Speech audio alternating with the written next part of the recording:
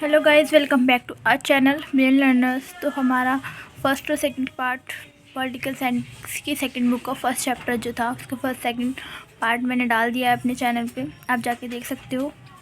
अगर आपको कुछ समझ ना आया हो तो आप प्लीज़ कमेंट में बता दीजिएगा, मैं आपको उसका आंसर बता दूँगी। तो चलिए हम थर्ड पार्ट स्टार्ट करते हैं, किस चैप्टर का, राष्ट्रीय निर्माण की चुनौतियों का।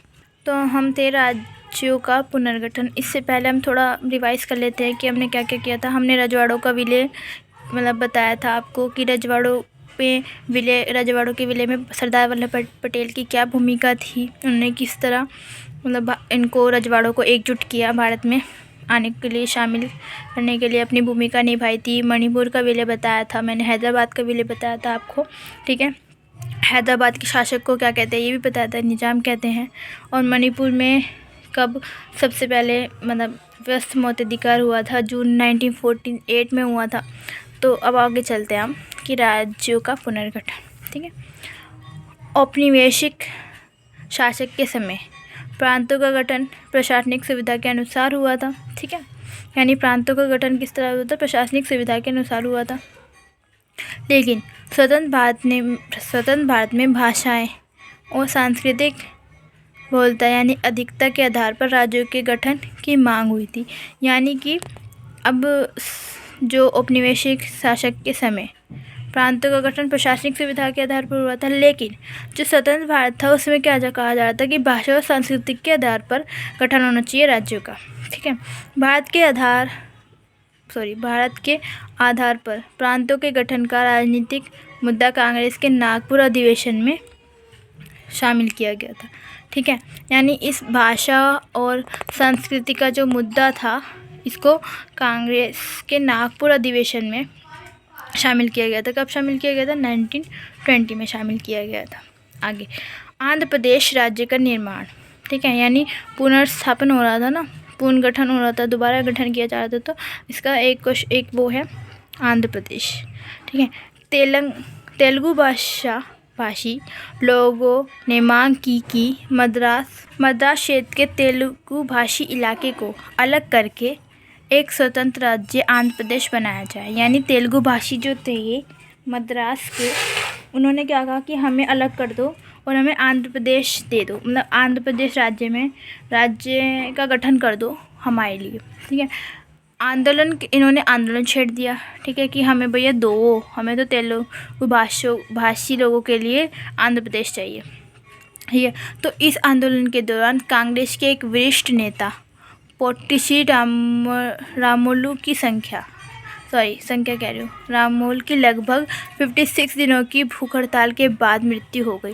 यानी कि इस आंदोलन में जो कांग्रेस के नेता थे, कौन थे? पोट्टिश्री रामोल, ठीक है। इन्होंने 56 दिन भूख हड़ताल की थी। भूख हड़ताल के बाद भैया इनको मर गए, इनकी मृत्यु हो गई। इसके कारण सरकार को दिसंबर 1952 में आंध्र प्रदेश जो है उसको भाषा के आधार पर गठित करना पड़ा। क्योंकि क्या हुआ था, अब इन्होंने 56 की दंगे चल रहे थे, आंदोलन चल रहे थे, ठीक है। तो इन्होंने भूख हड़ताल जो की थी उसके बाद ये मर गए, ठीक है। अब इनके मरने के बाद लोग और भड़क गए कि भैया तुम हमारे नेता मर गए हैं और तुम्हारी वजह से ये वो फलाने का ना, और तीव्र गति से कह दो कि आंदोलन चलाए जा रहे थे। अब भैया ऐसी समस्या होने लगी थी कि दंगे शुरू हो गए, हिंसा, ठीक है, विवाद वगैरह वगैरह। तो अब सरकार ने क्या किया, भैया जो ये चाह रहे कर देते हैं, वरना ये तो देश का नाश कर देंगे। तो इन्होंने 1952 में आंध्र प्रदेश को भाषा के आधार पर गठित कर दिया। अब आता है राज्य पुनर्गठन आयोग, क्योंकि इसका पुनर्गठन आयोग के द्वारा ही किया गया था ऐसा, ठीक है। तो राज्य पुनर्गठन आयोग यानी SRC 1953 में केंद्र सरकार के उच्चतम न्यायालय के भूतपूर्व न्यायाधीश, ठीक है, जो उच्चतम न्यायालय होता है ना उसके भूतपूर्व यानी पहले जो न्यायाधीश थे फैसल अली की अध्यक्षता में 3 सदस्य राज्य पुनर्गठन का गठन किया गया था, ठीक है। यानी किनके नेतृत्व में किया गया था, कि किनकी अध्यक्षता में किया गया था? जो पुराने न्यायाधीश थे फैसल अली के अध्यक्षता में 3 सदस्य राज्य पुनर्गठन आयोग का गठन किया गया था, ठीक है। अब आता है आयोग की प्रमुख सिफारिश। ठीक है, यानी इस आयोग की प्रमुख सिफारिश कैसे कैसे की जाती है वगैरह वगैरह।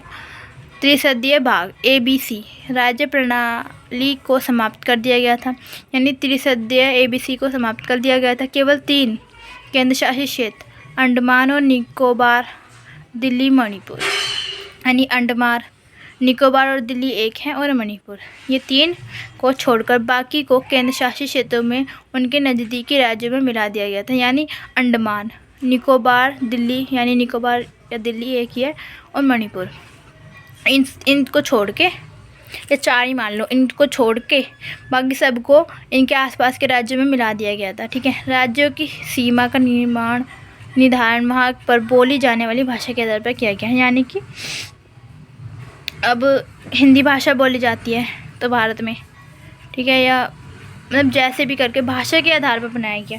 अब मद्रास में तमिल भाषा बोली जाती है, ठीक है, तो मद्रास में तमिल लोगों को भेज दिया गया था। ठीक है, लेकिन तेलुगु भाषी जो थे उनको आंध्र प्रदेश दे दिया गया था। ठीक है, तो इसीलिए जैसे जैसे भाषा थी उसी के आधार पर इनको मतलब खिसका दिया गया था, तुम इसमें जाओ, तुम इसमें जाओ, तुम इसमें जाओ, वगैरह वगैरह। अब आता है परिणाम। इसके परिणाम क्या हुए? इस आयोग ने अपनी रिपोर्ट 1955 में प्रस्तुत की। ठीक है, तथा इसके आधार पर संसद में राज्य पुनर्गठन अधिनियम 1956 में पारित किया गया। ठीक है, ये याद रखिएगा कि कब किया गया था अधिनियम, 1956 में पारित किया गया था। देश को 14 राज्यों एवं 6 संघ शासित क्षेत्रों में बांटा गया। इस देश को अब क्या हुआ, 14 राज्यों में और 6 संघ शासित क्षेत्रों में बांट दिया गया था।